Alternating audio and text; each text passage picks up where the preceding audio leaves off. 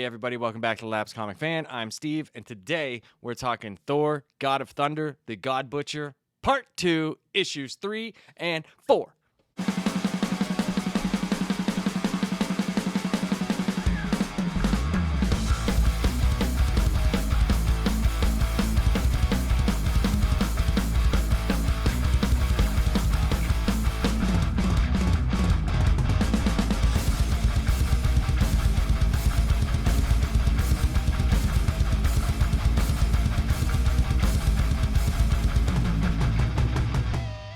So if you like what I'm doing, if you could hit the subscribe button and like, that would help quite a bit. And if you could turn on notifications so you're always up to date with the things that I do, that would actually help grow the channel quite a bit.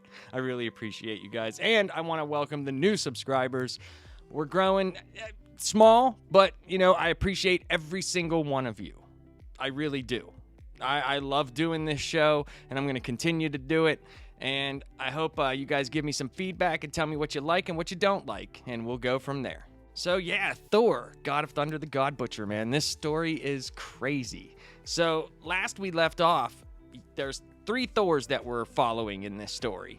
Young Thor from 893, current day Thor, and old King Thor thousands of years from now. So young Thor was left in the snow, on the ground, left for dead after his first fight with Gorr. This is the first time he fought Gorr, and it was a crazy battle, and he's on the ground. We don't know what happened to Gorr, but I'm sure he's not dead.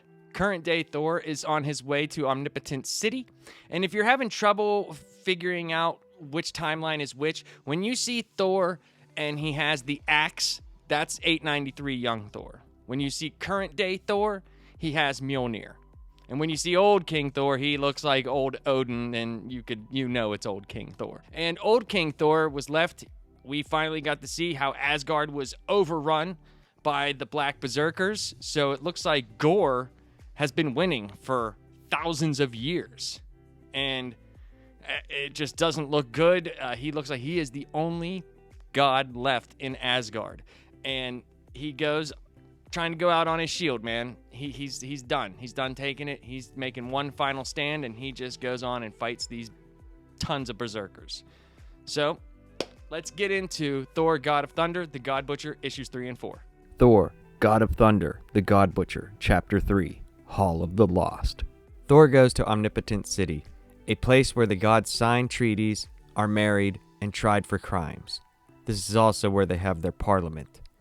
It is an old place, 12 million years old, and built after the first war of the gods from the rubble of the rock of creation, a place no mortal eye will ever see. And this is where Thor has come for answers. What Thor seeks is the Hall of the Lost. It is a massive library with the names of gods who haven't been seen in many years, who have disappeared altogether. Thor is taken aback at how massive this place is. There couldn't be this many missing gods without notice. The librarian tells Thor gods come and go. One group really doesn't care about the others, so it goes unnoticed.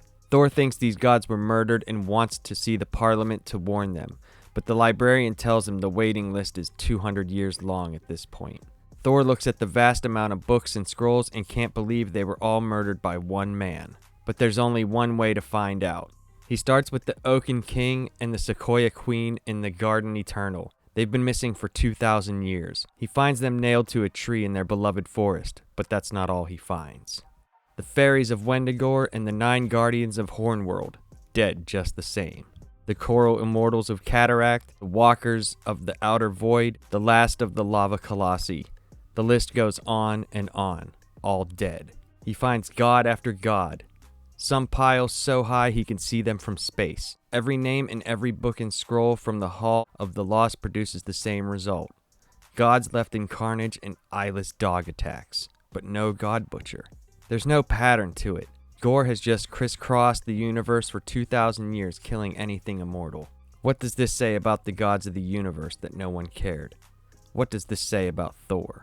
The next god Thor sees, he knows. Falagar the Behemoth, and his worshippers say he's only been dead for 5 years. This is my fault. This god and all the others are dead because of my foolishness. Well, no more, says the God of Thunder. No more.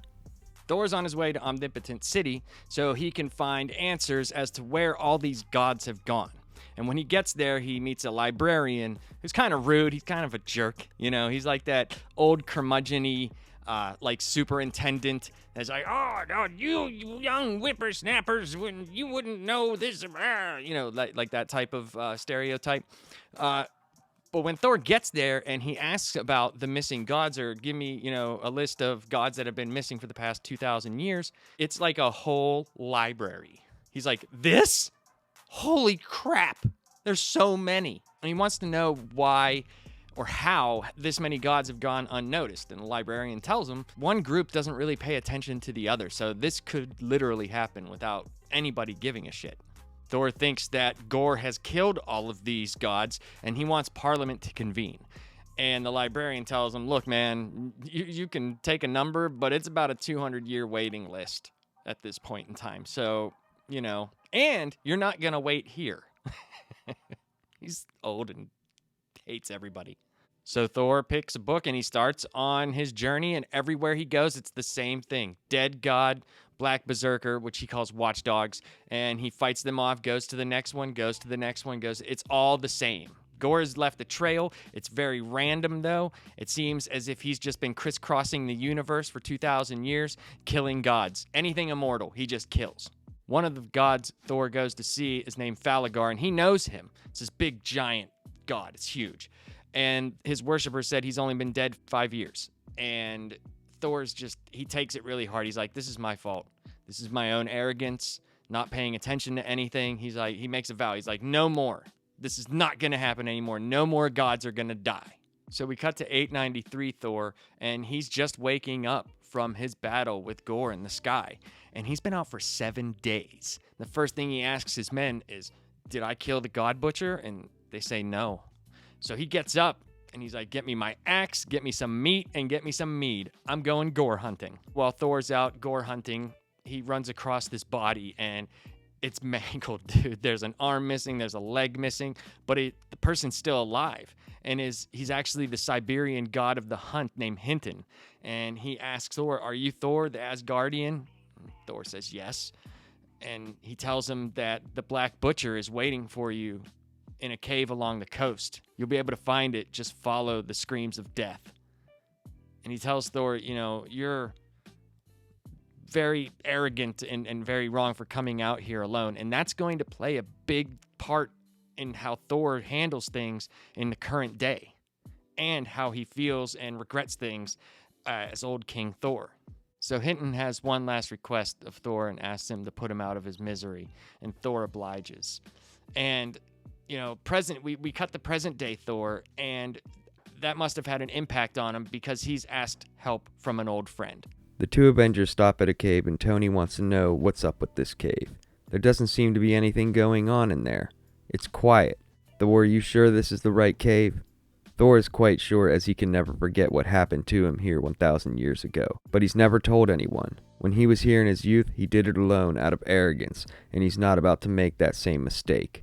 He looks at his friend and tells him what he knows, and asks him to go to Olympus and warn the gods of Earth. With no clues or leads to where the God Butcher is, he has nowhere else to go but to a place he never thought he would ever go again. He is a young god, but to his mortal friends he is ancient. He's forgotten battles, first kisses, many things over the years. But this cave, he will remember till the end of time. This is where the God Butcher taught him fear. Thor uses a summoning stone to warn Asgard, but it falls on deaf ears. This cave is where Thor thought he killed the God Butcher. Remembering the first time he entered this cave, Thor calls out to Gorr. Gorr taunts Thor's arrogance and waits in the darkness. Thor hastily goes in the cave, giving in to Gorr's taunts. The voice from the dark tells him he should have left the cosmos, so when they met again, Gorr would have forgotten that Thor hurt him so, and would have given him a quick death. There's going to be nothing quick about your suffering. It will seem to last till the end of time. Old King Thor is plagued by what happened that day and the years to come. He screams out that he will never fall to the God Butcher ever. Thor would never. Old King Thor is enveloped by darkness. Present-day Thor reaches out and grabs not Gorr, but another who looks very similar to the God Butcher. Thor asks who he is and what he is doing here. The creature says he's hiding. hiding in the last place he would look. Don't you remember, Thor? Don't you remember what this place is? He's doing all of this because of what you did to him here. Gods are dying because of you. Young Thor is getting enveloped by the darkness, being dragged away while screaming. Gorr says all gods scream by the time I get through with them. Present-day Thor is enveloped by the darkness. Present-day Thor has learned from his past mistakes, and he asks Iron Man to come help him track down the cave. He figures he doesn't have any leads. He's just following dead god after dead god, and there's just so many of them that it's not like leading down a trail to, oh, this is the closest one that he killed, because it's just so random. And Tony helps him track down the cave, and they find it. This is the cave he remembers. He says he would never forget this. And Tony wants to know what's up with it. And Thor tells him, but they don't show him tell him. He just tells him, and he says, hey, your helping would be going to Olympus and warning the gods of Earth that Gorr is coming. And Tony trusts him, and he leaves him go, and Thor goes into the cave, and it's really cool because he announces himself. He's like, Gorr, I'm here, something like that. But then it flashes back to young Thor and his first time going in that cave. So this is where the story goes off the rails, man. It starts to. Young Thor is in the cave, and Gorr's in the shadows, and he's taunting him and mocking him. And it's just, very awesome evil villain stuff. And Thor gives in to the taunts. Young Thor, he's brash, he's arrogant, and he just goes full steam ahead into the cave, not knowing, he's at a disadvantage. Gorr's in the shadows, and the blackness starts to envelop young Thor. And we're going to find out a lot about that black and what it is. We cut to old King Thor, and he's fighting the berserkers, and he's just got a piece of the berserkers all through him, and he's just getting overwhelmed. And the black starts to envelop him. And then it cuts to present-day Thor, and he grabs out, and it looks just like Gorr, what he catches, but it's not. It's a creature that looks like Gorr. And Thor demands of him, who are you? What are you doing here? And this creature says, I'm hiding from him, meaning Gorr. He's like, I'm hiding in the last place that he would ever look. And he starts telling Thor, he's like, don't you remember? Don't you remember this place? Don't you remember what you guys did? And he's doing all of this because of you. Gods are dying because of you, Thor. So it does this awesome cut for all of them. It cuts to young Thor, and he's being pulled in by Gorr. Thor starts to scream, and Gorr's like, yes, screaming. There will be a lot of screaming. All gods scream when I get through with them. Just, oh, God, dude. And then it cuts to present. It looks like present-day Thor because he has the hammer, and it looks like the blackness is enveloping him, but I don't know if that's more of a metaphor or when this actually happens, because in the next book, you'll see what we're going to talk about. And this is setting up, Gorr is such a good villain. And it's to be able to do these type of things to Thor, to get him off his game so much to the point where he has done this for thousands of years, and he's just a bitter old king that just can't get it together, and everybody's been killed in Asgard. Could you imagine? You hear how Thor talks about what it is to be king of Asgard, how he reveres Odin. I mean, I couldn't imagine what it would be like to be the last person there, knowing and feeling that you failed against this enemy that you've been up against for how many years. I mean, it's insane. And I couldn't imagine what Thor's going through. Thor, God of Thunder, The God Butcher, Issue 4, The Last King in Asgard. So book 4 starts off with old King Thor, and he's still out in the battlefield being enveloped by the darkness, but they don't kill him. They actually pick him up, Mjolnir's on the ground, and they start walking him back towards his throne. And there's some narration about there's no grand funeral, there's no, pomp and circumstance, it's just him. And when he starts to come to, he's like, this isn't the afterworld. What's going on? And then he realizes that Gorr's not letting him die, he's just making him suffer. And he's yelling at the Black Berserkers to come back and finish it. And he's just like, Gorr, come finish it, why won't you let me die? The creature Thor met in the cave while searching for Gorr is named Shadrach, and he was from the diamond moons of Oghogo, where he was the god of wine and waterfalls, he says, until the God Butcher arrived with his black berserkers and slaughtered his pantheon. Gorr had kept him alive for reasons he doesn't know, Even though he begged for death, Gorr just cut his eyelids off instead and made him watch as he slaughtered god after god and listened to their screams, to Gorr's delight. But there's one god Gorr talks about most of all, and that is Thor. Shadrach has been down here for some time, to the point that he thinks he's gone a little mad. He escaped while Gorr was murdering a god named Janaru, and came back to this cave because he knew the God Butcher would never set foot in it again after what happened with Thor all those years ago. Gorr said he learned a lot that day, and it's the reason he's saving Thor for last. Thor wants information on where Gorr is, but Shadrach says they won't have to look for him. Gorr will find them in time. He has all the time in the world now that the weapon is a part of him, thanks to what Thor did to him. Shadrach doesn't know anything except what he heard from the screams. Kronux. Kronux is what he heard, and Thor doesn't know of this word. Is it another god? What? With that, Thor turns to Shadrach and says, "You're coming with me, and I promise the God Butcher will never touch you again." Thor takes him to Omnipotent City, but when they arrive, what they find has Gorr's fingerprints all over it. The librarian lay beaten half to death on the ground, and the black berserkers are everywhere. Wake up, God of Thunder. Now is not the time for sleep. We cut to 893, and young Thor is chained upside down, face to face with the God Butcher himself. Now is the time for suffering. Gorr wants Thor to tell him about the gods of the world and where to find them, starting with his family. Asgard, Gorr remembers. He's going to make Thor watch as he kills his family and friends. Thor tells him to go to hell. Gorr lets him know that he is no novice when it comes to torture. He once tortured a god of torture, and one night with him, the god told him where even his own children were hiding. Thor fights and fights, but these are chains that have held thousands of gods before him, some as big as mountains. They all start out tough, full of confidence, until Gorr shows them that they are just meat. Meat and bones like any other. I will show you your true face, Thor, when I peel off this mask of flesh you wear. There was a god who had the audacity to ask Gorr if he was a god. He took his time with that one. All gods have their breaking point. It took 9 days for that one to break, and his flesh was made of stone. I hope you can entertain me for half as long.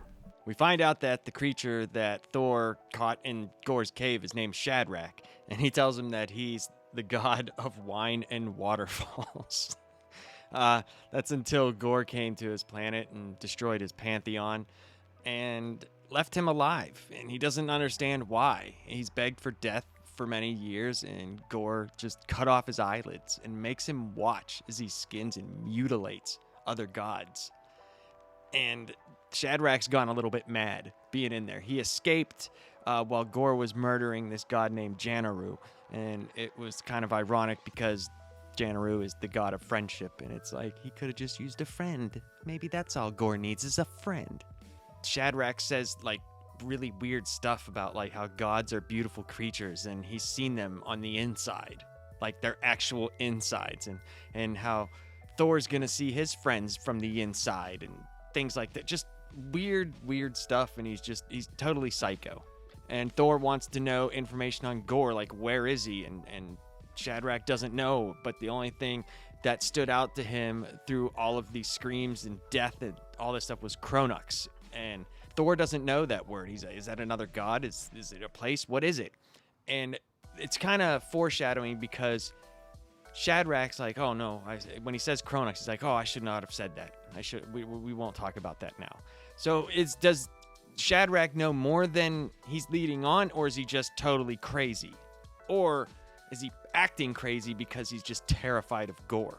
So Thor's like, you know what? We're getting out of here. Shadrach doesn't want to go, but Thor promises him that Gorr the God Butcher will never touch him ever again. So Thor takes Shadrach to Omnipotent City, but when they get there, it's just an inferno, and it has Gorr's fingerprints all over it. There's black berserkers everywhere. The librarian's on a heap on the ground. So we cut to young Thor, and this is where a lot of this book, where Gorr gets his infamy from. This is in the cave that they've been leading to for all 3 of these issues up to here. So Thor is chained upside down, and Gorr wants to know information on all the gods that he knows, where they are, everything. And he starts taunting Thor again. He's like, Asgard, I remember you said that. You know, I'm gonna kill your whole family and all your friends, and I'm gonna make you watch. Thor tells him to go to hell, obviously. And Gorr lets him know, hey, I'm no novice when it comes to torture. I once tortured a god of torture. And by the time I was done with this guy, just one night with me, this guy told me even where his own children and family were. And Thor fights and fights, but these chains that he's in these are the chains that he's bound every god with for thousands of years. Thor's not breaking out of them anytime soon. And he tells him this story about how one of the gods he killed had the audacity, because Gorr just hates gods. He just hates them. And he had the audacity to ask Gorr if he was also a god. So Gorr took his time with that one. It says, all gods have their breaking points. This one took 9 days, and his flesh was made of stone. I hope your half is entertaining. It's like, oh my God, dude, this dude is just savage, just ridiculously savage. How crazy is he? And what led him to hate God so much? And how can he do this to gods?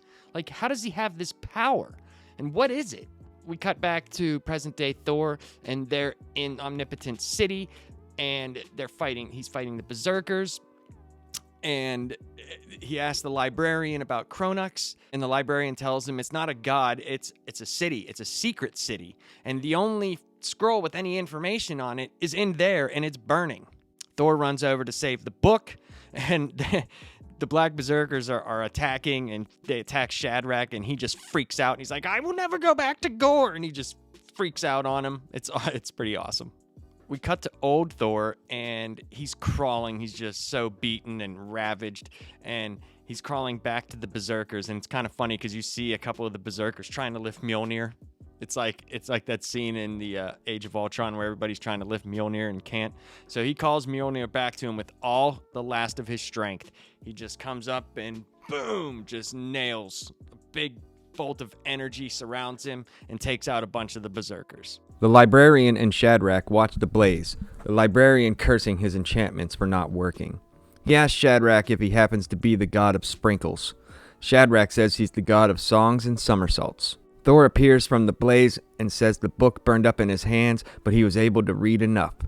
On to Kronux, the palace of infinity, and for Gorr's head. At Kronux, the Black Berserkers are killing everyone, bleeding them out into a pool for a magic ritual to be formed by the last living god there. Gorr warns him that if it doesn't work, the Black Berserkers will kill him too. The god says he doesn't know if Gorr will survive what's on the other side. Going back that far in time, you know what awaits you. The God Butcher says he knows more about the history of gods than anyone, because he knows their secrets when they scream as they die. Now do your magic. The Kronux god is horrified at what Gorr has done to the Pool of Forever. The gods of Kronux are peaceable people. They've never done harm, and only ever needed a few drops of their blood to travel the time ways. Gorr says he's only met two types of gods. Gods that do harm, and gods that do nothing. He doesn't know which ones are more worthy of his wrath, but it won't matter because when he's done, all gods will have one common trait. They will all be dead. Old Thor gets stabbed through the back and falls to the ground. He cries out for Gorr to finish it. You've won. Just kill me already. You hear me, Gorr? Finish it. Thor is beaten. Too old. Too tired. Can't fight you anymore. I can't. A giant flash of lightning appears, taking out the Berserkers, and standing before him is a blood-covered Thor. Where is he? Where is the Butcher of Gods? The librarian and Shadrach are watching the blaze when Thor went in there to save the book, and the librarian's cursing his enchantments for not working. He turns to Shadrach. He says, by any chance, are you the god of sprinkles? And Shadrach says, no, I'm the god of songs and somersaults. So there again, he's just totally nuts. Is he playing a game? Like, what's going on here? First it was wine and waterfalls, and now it's songs and somersaults. Shadrach's just insane. Thor appears from the blaze and says the scroll burned up in his hands, but he was able to read enough, and they are on to Kronux, the palace of infinity, and for Gorr's head.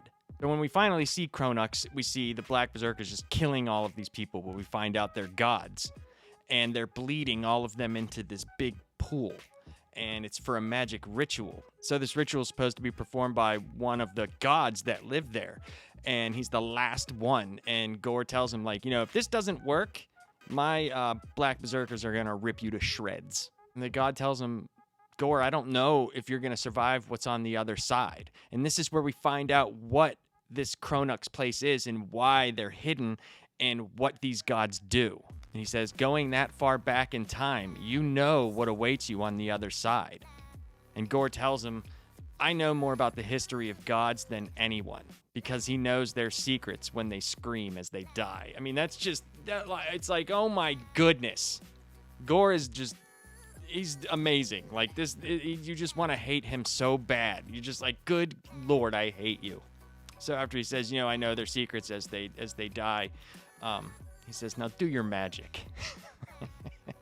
And the Kronos god is horrified. He says, you know, we don't use this much blood to travel the time ways. So we find out that Kronos, they're gods of time. They travel the time ways. They do all sorts of things. And apparently they're peaceable. They don't cause any problems with anybody. And Gorr says there's only two types of gods that he's ever met. Gods that do harm and gods that do nothing. And he doesn't know which are more worthy of his wrath. But they're going to have one common trait. And that's that all the gods are going to be dead. We cut to old King Thor, and he's just getting stabbed with the black from the berserkers all over the place. And he just falls to the ground, and this is it, man. He just cries out, Gorr, you've won. You've beaten Thor. I can't do this anymore. I'm too old. I'm too tired. I just can't anymore. And that's when a giant flash appears out of nowhere, and it just takes out a bunch of the berserkers. And standing before him is current-day Thor, covered in blood. And he wants to know where the God Butcher is. Man, this is ramping up to be so good. The finale is going to be awesome, but I will tell you that the finale does lead into another arc called the God Bomb. If you want me to continue to do this after the next episode, just tell me and I will. It sounds like there's God bombs going off outside. Everybody is lighting off fireworks and shooting their guns in my neighborhood. So how did current day Thor get there? How did he, like, what happens? They do explain it in the next book, and I mean, man, this is going to be an awesome finale. I want to know what you guys think. Is Gorr a badass villain? Do you think that he is going to do well in the Thor Love and Thunder movie? Because I know Ragnarok was more of a lighthearted comedy, and Gorr's just so serious in nature, and by the previews of the movie, there seems to be a lot of comedy in it, and I don't know if having such a serious character mixed in with the comedy is going to do well. I hope it does, but this story doesn't seem like there's any comedy involved, does it? They're going to have to change a lot of stuff for it to fit the MCU pattern. Well, anyway, next time on the Lapsed Comic Fan, we're going to have Dark Crisis #2 and the God Butcher finale. So you'll get 2 episodes this week before Thor Love and Thunder comes out. So, hey guys, remember to like and subscribe, turn on notifications. Ah, man, Gorr is just crazy, dude. He's just a badass. Peace.